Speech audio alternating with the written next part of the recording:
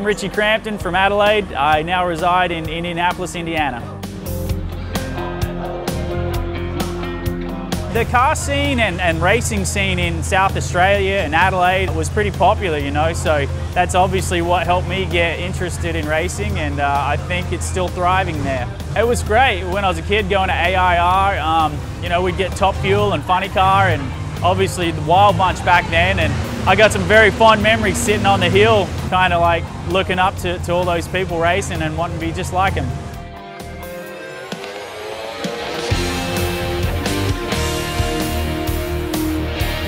My first race car, the FC Holden station wagon, we put a 502 big block Chevy in it, and it started out its life with a carbureted motor on pump gas.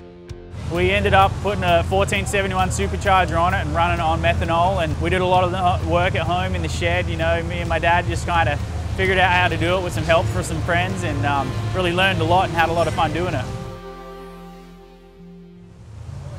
I stopped racing in 2001 or so when AIR actually kind of closed down and they stopped running regular events there. And at that point in time, I still wanted to be involved in racing, so that's when I moved to Sydney to work at Rocket for Graham Cowan. You know, I was lucky enough to move to Sydney and become one of not very many full-time Top Fuel mechanics working at Rocket for Graham Cowan, and when the Cowans decided they wanted to go to the US and compete in the NHRA, they took me over as a crew member, and that kind of opened the door to what I eventually did over there. And after Cowan, I worked for Don Schumacher Racing on Melanie Troxell's car. We transplanted as an entire team to Lucas in 2007 when they added a second car. And basically I worked for Lucas for 7 years as a crew member. They knew I wanted to drive and eventually just allowed me to jump in the driver's seat in 2013, and the rest is history.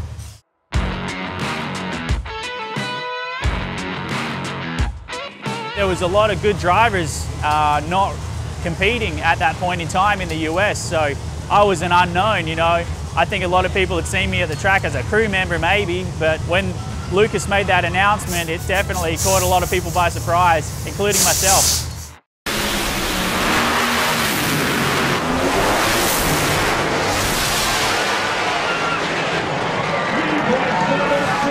Richie Crampton, did you dare dream that as a rookie driver in this so competitive class that you could be a US Nationals champion? Not in my wildest dreams, Gary. You know, I'm just the luckiest guy in the world. Winning the 60th US Nationals in 2014 as a rookie, you know, that was my first year driving, and I won the biggest drag race in the world, so that's going to be hard to top.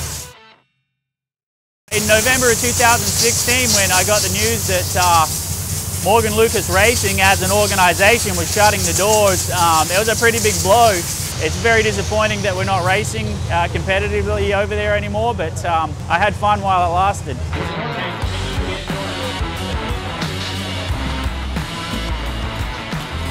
You know, fortunately for me, they asked if I'd continue to work for Lucas. I'm still hands-on building Top Fuel dragsters and you know, working as a fabricator for them, so it's not all bad. You know, I still have a great job with a great company, and I get the opportunity to do what I'm doing right here this weekend and travel and get back in a race car.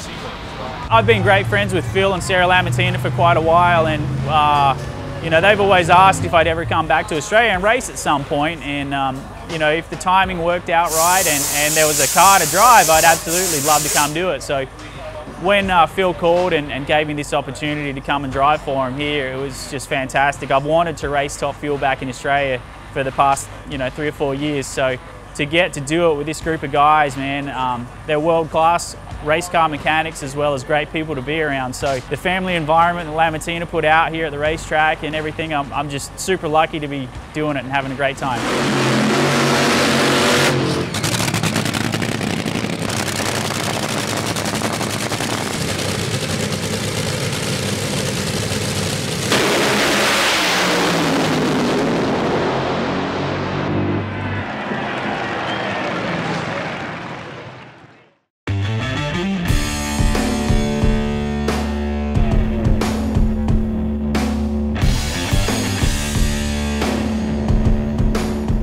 So my 57 Chevy wagon drag week car kind of came about by just the ability for me to be able to do it this year for the first time ever, being that I'm not traveling and racing all over the country all year long.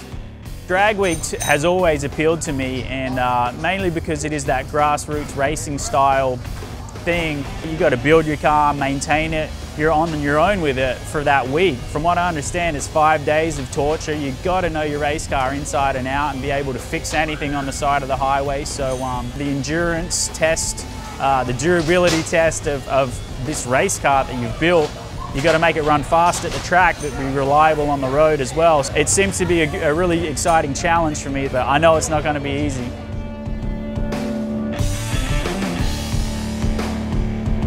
I found the wagon on Craigslist, which is, I guess you'd call it like Gumtree. Went and picked it up in the snow, bitterly cold, drug it home. You know, I wasn't specifically setting out to build something that looks like you need a tetanus shot to go near it, but that's kind of how it does look, I know. But for me, the time, the expense of painting it, all those issues are gonna just hold me back from really focusing on the power and reliability things that I want to focus on. I personally like that style of look of car. I know there's a lot of people wearing that style out right now, and it's kind of getting old, but it's something cool about that look of where you just drug something out of a paddock and you get it to go fast. So that's my kind of MO with the car. It's actually very simple to register that kind of car in Indiana. Actually, pretty much anywhere in the US. The laws are a little different in the US, as I think we've all seen with you know, the Australians that come and compete in drag week with their cars from over here. It's pretty cool.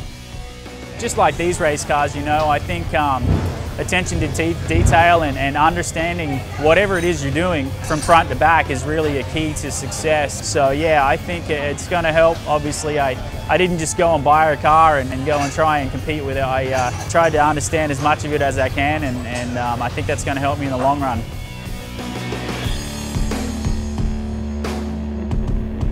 I don't know what the key is going to be exactly yet. I've got a suspicion transmissions and torque converters might be another challenge, but I don't know. I really don't know what I'm in for totally yet, but about to find out in September, I think.